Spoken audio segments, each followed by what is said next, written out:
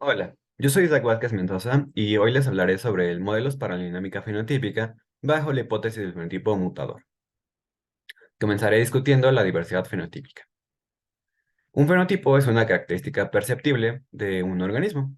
En humanos podríamos hablar sobre la altura o el color de ojos, mientras que en células podríamos hablar sobre su tipo de metabolismo o si son resistentes a antibióticos. La detección de los distintos fenotipos a nivel celular puede realizarse a través de técnicas de laboratorio, como lo podrían ser la tinción de tejidos. Ahora, la aparición de los distintos fenotipos no es exclusiva de cambios en el genoma.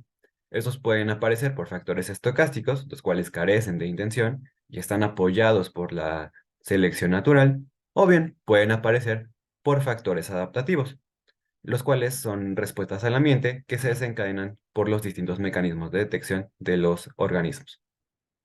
En esta charla nos enfocaremos exclusivamente en los factores estocásticos que dan origen a los distintos fenotipos, en especial en las mutaciones. Ahora, en una población celular podemos obtener el siguiente paradigma intuitivo, en donde existen células sanas sin mutaciones, las cuales a través de la reproducción pueden dar origen a más células wild type, o bien dar origen a células mutantes si se ocurrió alguna mutación durante el proceso de replicación. Más aún, si suponemos que las células mutantes, las mutaciones son no reversibles, una vez que una célula es mutante, toda su descendencia lo será. De manera general, las mutaciones son alteraciones en el genoma, como lo podría ser un cambio de una timina por una citosina. Las mutaciones se observan diariamente y son aleatorias en el sentido de su frecuencia y el sitio en el genoma en el que ocurrirán. Sin embargo, en general no representan un riesgo para la integridad de los organismos. Sin embargo, están íntimamente relacionadas con contextos de cáncer, como se observó en este trabajo de Lowe y colaboradores de 1974, que fue clave para la consolidación de esta hipótesis. Ellos estaban estudiando muestras de células cancerígenas y si bien las mutaciones son aleatorias, algo que nos podemos preguntar de manera muy natural es por el número esperado de mutaciones. Ellos notaron que en las muestras de cáncer que analizaron, el número de mutaciones excedía por mucho el número esperado de mutaciones. Ellos lo asocian con procesos de cáncer, sin embargo, fue crucial para la hipótesis del fenotipo mutador. Para hablar de esta es necesario introducir el concepto de tasa de mutación, la cual es la frecuencia con la que ocurren mutaciones en el genoma de un organismo. Así, las células con un fenotipo mutador son todas aquellas cuya tasa de mutación es más alta en comparación con el resto de la población. En bacterias de E. coli tenemos el siguiente ejemplo, donde la tasa de mutación en células con un fenotipo no mutador ronda de entre 10 a la menos 10 y 10 a la menos 9, mientras que la tasa de mutación de las células con un fenotipo mutador tiene un factor de escalamiento de entre 100 a 1000 veces la tasa de mutación estándar. El estudio de estas células es de interés, pues está relacionado con la resistencia a fármacos como los antibióticos, la inestabilidad genética, lo cual afecta la aptitud de las células, incrementa el riesgo de desarrollar cáncer, en caso de que el cáncer se haya ya desarrollado, está ligado con células más agresivas. Eso se debe a que la presencia de células mutadoras puede estimular la aparición de nuevas mutaciones. Así, bajo la hipótesis del fenotipo mutador, pasamos de considerar esta dinámica intuitiva a esta, en donde se incorpora la presencia de células con un fenotipo mutador. Ahora, existen distintos modelos para simular la dinámica y uno de los más conocidos es el modelo Moran. En el modelo Moran se considera una célula wild type y se sabe que esta célula se va a reproducir.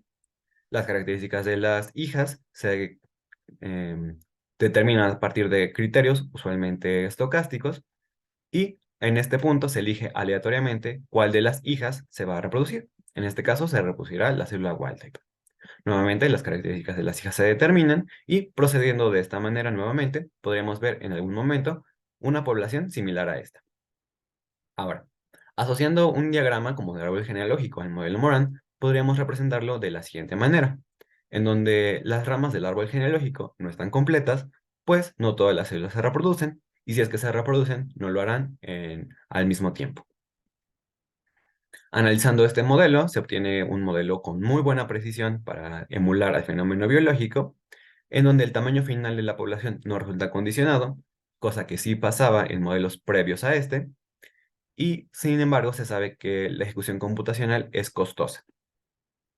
Para ello, hemos propuesto el modelo gráfico, en el cual consideramos un proceso de nacimiento puro, el cual es conocido como proceso de Joule, en el cual es un proceso de ramificación que permite la coexistencia de lo más n células. La población crece exponencialmente a una tasa g sub r, se comienza con un único individuo, aunque podemos comenzar con más, y las células se reproducen de manera independiente. Además, se define a T sub f como el tiempo que la población requiere para alcanzar el tamaño máximo de la población y mu sub 0 como la tasa de mutación hacia fenotipos mutadores. Con esto tenemos el primer teorema, el cual nos dice que la variable aleatoria m, que cuenta el número de mutaciones en la población, tiene una distribución Poisson. Más aún, se puede argumentar que el número esperado de mutaciones en la población es el producto de el tamaño final de la población, la tasa de mutaciones y fenotipos mutadores y el tiempo de observación, lo cual determina por completo a la variable aleatoria m.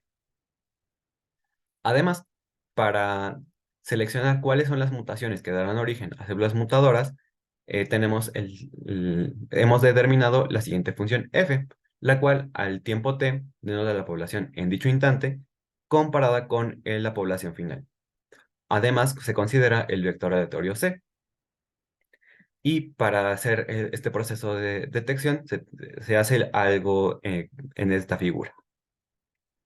Se esparcen tantos puntos como una realización de la variable aleatoria m, y todos aquellos puntos que caigan bajo la gráfica de f representarán mutaciones que darán origen a células mutadoras. Esto pues podemos ver a la función f como una función de densidad. Esto nos lleva al siguiente teorema, el cual es el tamaño del linaje. Y es que cada una de estas células tiene desde el momento de su aparición hasta el tiempo final de la observación para dar origen a su descendencia. Por tanto, el tamaño de su linaje es una variable aleatoria, la cual se mostró que satisface que al restarle 1 tiene una distribución binomial negativa con estos parámetros. Y como corolario, se sabe que el número total de células con un fenotipo mutador es esta suma de aquí, en donde M estrella denota la cantidad de puntos que se encontraron bajo la gráfica de F. Ahora, para incorporar la existencia de células mutantes con un fenotipo mutador, basta iterar el proceso anterior. Esto debido a que estamos trabajando con un proceso de ramificación. Así, pasamos de considerar una variable aleatoria, una función f y un vector aleatorio c, a considerar familias de estos. Así, una vez que se ha decidido cuáles son las mutaciones que dan origen a células mutadoras, puede realizarse un proceso análogo para determinar cuáles serán las mutaciones que darán origen a células mutantes con un fenotipo mutador.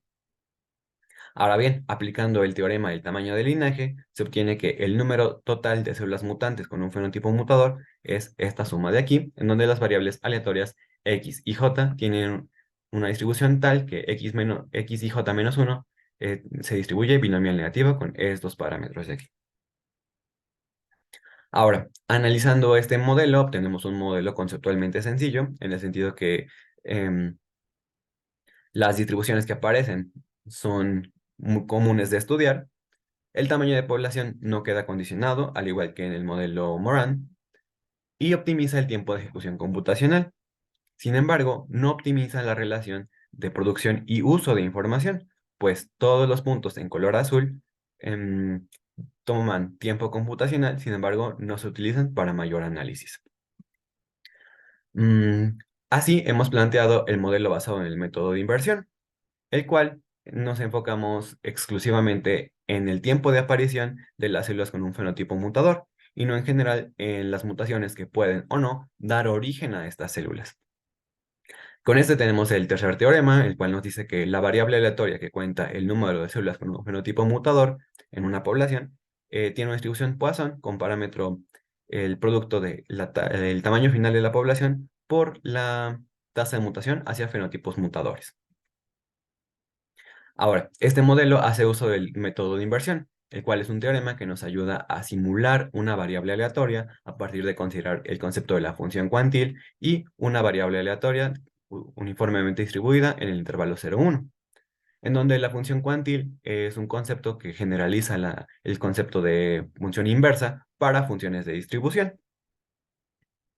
Así pasamos de este gráfico con exceso de información que no se utilizará a este gráfico en donde podemos simular el tiempo de aparición de las células mutadoras. Esto se hace a partir de considerar una función de distribución en particular, su función cuantil, y aplicar el método de inversión. Y tenemos como corolario que el número de células con un fenotipo mutador es esta suma de aquí, en donde las variables aleatorias x, y satisfacen que al restarle 1 tienen una distribución binomial negativa. Y esta expresión, y las que veremos a continuación, son muy similares a las que se obtienen en el modelo gráfico, salvo que ya no aparece la m estrella, sino que aparece m, la realización de la variable aleatoria m, por lo que no estamos teniendo una pérdida de información. Ahora, como hacíamos en el modelo gráfico, para integrar la aparición de células mutantes con un fenotipo mutador, basta iterar este proceso. Así, en lugar de considerar una variable aleatoria, una función cuantil y aplicar el método de inversión una única vez, pasamos a aplicar el método de inversión varias veces y considerar familias de variables aleatorias y funciones cuantiles. Y tenemos que, en consecuencia, el número total de células mutantes con un fenotipo mutador es esta suma, esta doble suma de aquí, en donde la variable aleatoria y satisface que al restarle 1 tiene una distribución binomial negativa con estos parámetros. Nuevamente, esto es una expresión muy similar a la que encontrábamos en el caso del modelo gráfico, salvo que ya no aparecen m estrella ni mi estrella. Ahora, haciendo un análisis de este modelo, tenemos que ahora sí tenemos una mejor relación de producción y uso de información y podemos conservar las ventajas del modelo gráfico. Ahora, como resultados podemos hacer un estudio de la distribución del número de células mutadoras, la cual está íntimamente relacionada con una distribución muy conocida que es como la distribución Luria-Delbruck, la cual es crucial para el estudio de la evolución. Además, podemos estudiar el número de células mutantes con un fenotipo mutador y podemos verificar que estos modelos siguen siendo fiables a partir de considerar una corrección para la prueba con el modelo Bayes-Mills para 2 muestras para variables aleatorias discretas realizada por Arnold y Emerson. Con esta encontramos que no hay diferencias significativas entre las distribuciones que se encuentran con el modelo gráfico y el modelo Moran, y similarmente con el modelo basado en el método de inversión y el modelo Moran a distintos tamaños de población final, encontrando p-valores mayores que 0.05, lo cual es muy bueno. Más aún, podemos refinar los algoritmos a nivel computacional para generar estos diagramas, que son conocidos como diagramas de Müller, para hacer un rastreo de la aparición en el tiempo de las células con un fenotipo mutador y las células mutantes mutadoras. Ahora, como trabajo futuro, se pretende extender estos modelos a considerar n ciclos de crecimiento, lo cual se estila en contextos experimentales, los cuales constan de, una vez que la población ha alcanzado el tamaño final, se toma una muestra de este cultivo, de manera tal que esta muestra servirá para fundar un nuevo cultivo que nuevamente se dejará crecer hasta alcanzar un tamaño máximo de población, con la esperanza de que se pueda potencializar el efecto de las células mutantes mutadoras y el número de células mutadoras. Esto pues se pretende utilizar estas herramientas para hacer estimaciones de la tasa de mutación hacia fenotipos mutadores, lo cual es un problema muy interesante en contextos de evolución, pues está involucrado también con procesos de cáncer. Ahora muestro algunas referencias que fueron utilizadas en la elaboración de este trabajo. Por mi parte eso es todo. Muchas gracias.